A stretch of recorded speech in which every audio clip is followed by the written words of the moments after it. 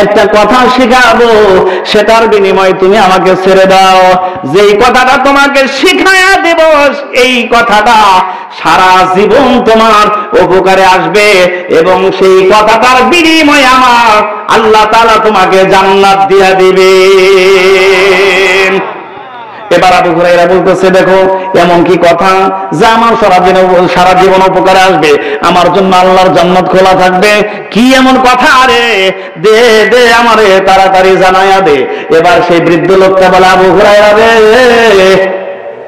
ওই যে কোরআনের ভিতরে 255 নম্বর একটা আয়াত আছে, যার নাম হলো আয়াতুল কুরসি। আল্লাহু আকবার! যার নাম হলো আয়াতুল কুরসি।